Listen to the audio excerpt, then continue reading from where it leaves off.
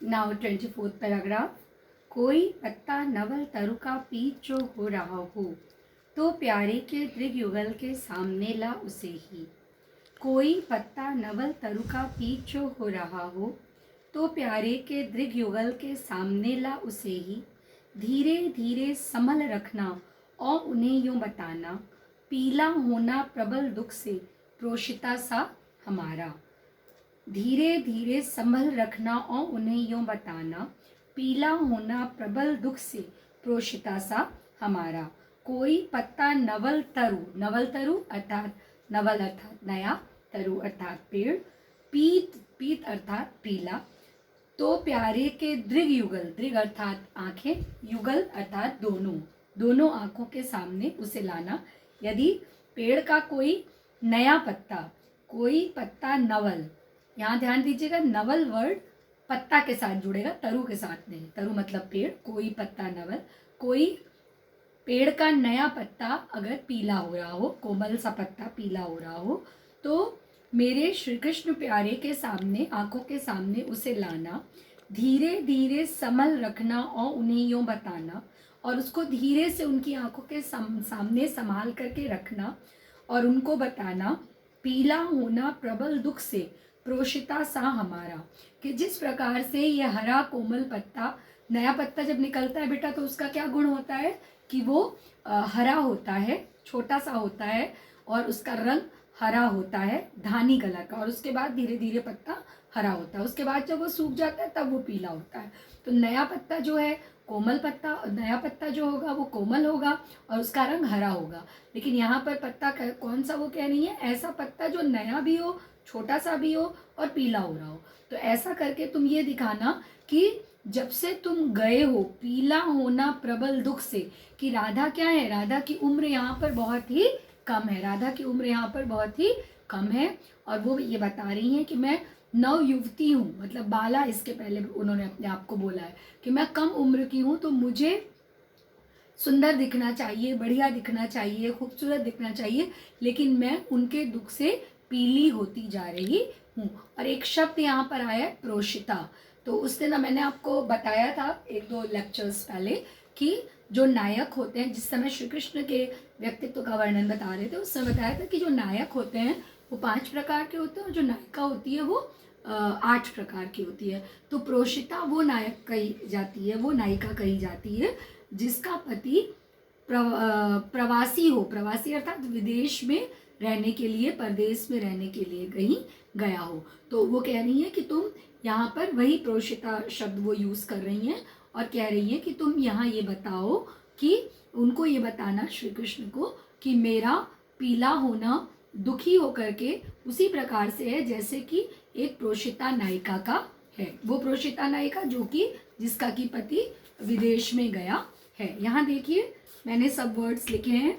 नवल तरु अर्थात नवीन या छोटा वृक्ष, तरु अर्थात वृक्ष, नवल अर्थात नवीन, पीत अर्थात पीला, प्रोषिता अर्थात प्रोषित पति का नायिका, इसे आप कहेंगे प्रोषित पति का नायिका, साहित्यिक विशिष्टता में आप बोलेंगे प्रोषित पति का नायिका, अभी आपको लिखवा भी दे रहे हैं, और युगल अर्थात दोनों, युगल अर्थात दोनों। मैं एक बार फिर से आपको इसका अर्थ बता दे रही हूँ, आप नोट कर लीजिए कि वो कहती हैं कि हे पवन, आप जानती हैं कि वाणी का भाव होने से तुम बोल तो नहीं पाओगी, तो मेरी वियोग दशा का वर्णन तुम किस प्रकार से करना कि ऐसी दशा में तुम अपनी बुद्धि का, विवेक का सहारा लेना और तुम कुछ अन्य युक्तियों को अपना लेना।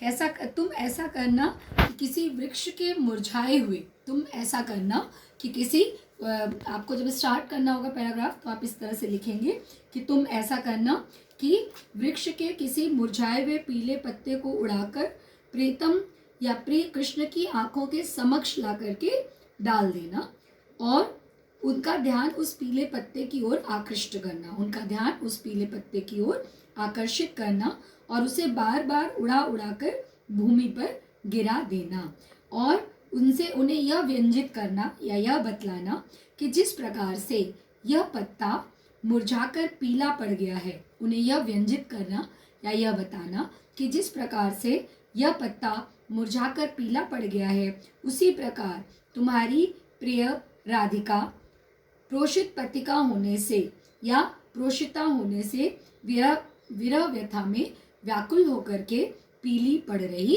है। यह बताना कि तुम्हारी, यहाँ पर लिखा है मैंने कि तुम्हारी प्रोषिता नायिका भी कह सकते हैं, प्रोषित पतिका नायिका तुम्हारे विरह में मुरझा करके पीली पड़ रही है, अर्थात विरह वेदना की अधिकता ने उसके शरीर को कांतिहीन कर दिया है। ठीक है, now come to 25th paragraph. 25th and 26th are now come to 25th paragraph. 25th and 26th paragraphs are really beautiful और बहुत ही इमोशनल पैराग्राफ्स हैं। इसमें उनके, अभी तक आपने देखा कि राधा कैसे अपने मन की व्यथा उनको बता रही हैं। इसमें 25वां और 26वां जो पैराग्राफ है वो आप कह सकते हैं कि बहुत ही स्वीट पैराग्राफ है, बहुत ही ब्यूटीफुली डिफाइन किया है राधा ने, कवि ने इसमें राधा की मैसेज को, कि राधा क्या मैसेज देना चाह रही है, या कोई स्त्री या कोई लड़की जब किसी को प्रेम करती है और वो उसको बहुत सारे उलाने और ताने देती है, लेकिन अंत में वो क्या कहती है इसके बारे में पैराग्राफ है। यूं प्यारे को विदित करके सर्व मेरी व्यथाएं, धीरे धीरे वहन करके पाँव की धूली लाना। थोड़ी सी यूं प्यारे को विदित करके सर्व मेरी व्यथाएं, धीरे धीरे वहन करके पाँव की धूली लाना। थोड़ी सी भी चरण रज जो ला न देगी हमें तू, हाँ कैसे तो व्यथित चित्त को बोध मैं दे सकूंगी।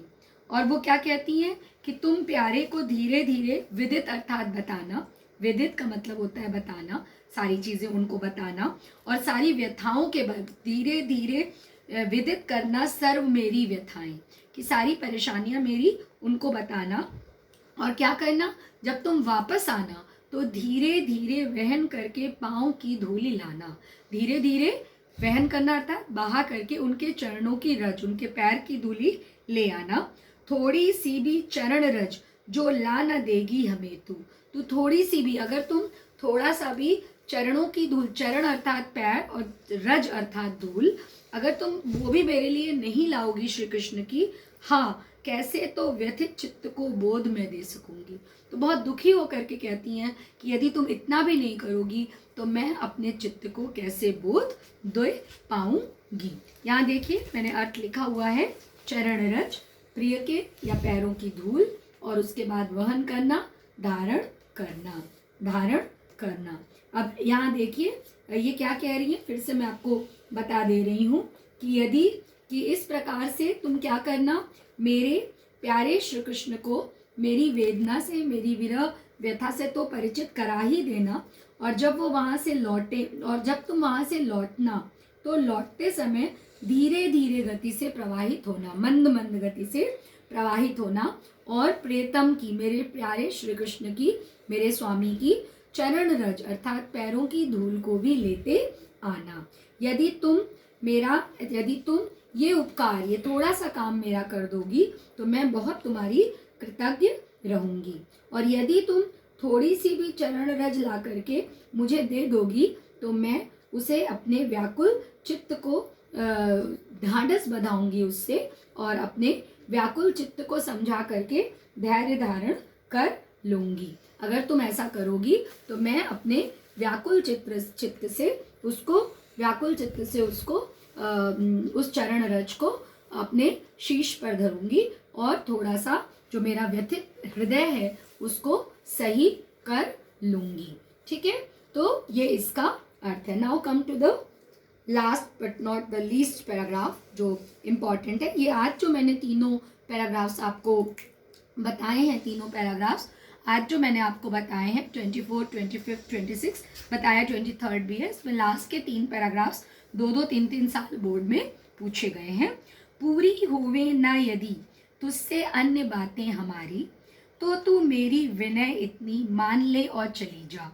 छू के प्यारे कमल पग को प्यार के साथ आजा, जी जाऊंगी हृदय तल में मैं तुझी को लगा के। बहुत ही ब्यूटीफुल बात उन्होंने, बहुत ही, जब हम किसी से प्रेम करते हैं, किसी से प्यार करते हैं, तो जब हम उसके लिए पूरी तरह से डेडिकेटेड और डिवोटेड होते हैं तो हम क्या कहते हैं इस बात को ही उन्होंने, राधा ने यहाँ पर कहा हुआ है कि पूरी होवे न यदि तुझसे अन्य बातें हमारी, तो तू मेरी विनय इतनी मान ले और चलिया।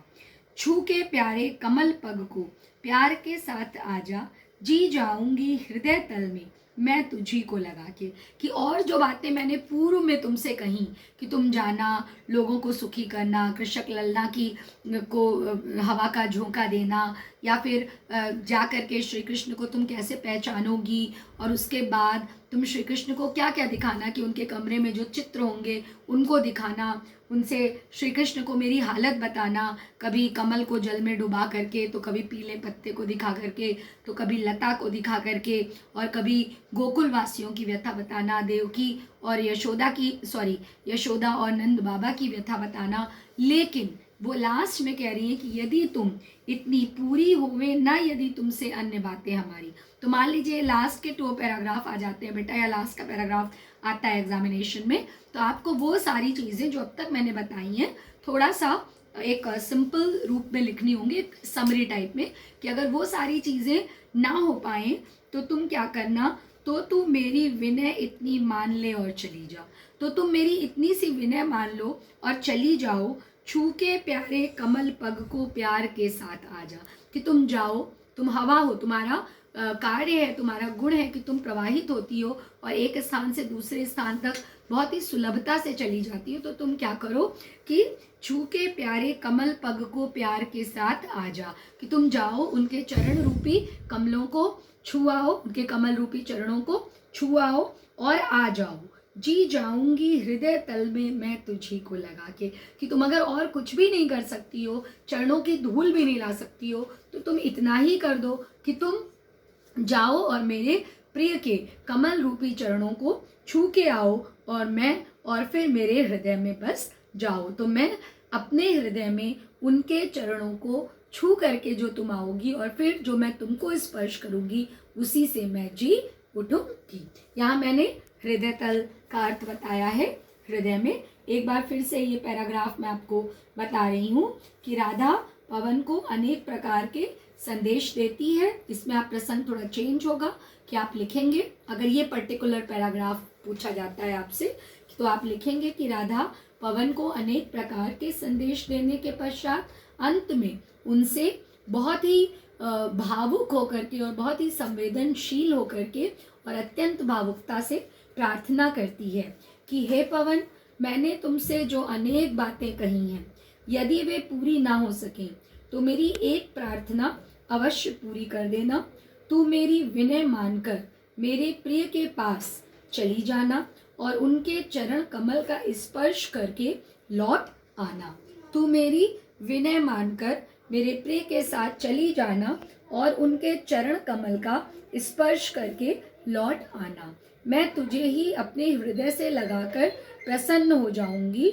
मैं तुझे ही अपने हृदय से लगाकर प्रसन्न हो जाऊंगी, क्योंकि तुम मेरे प्रिय के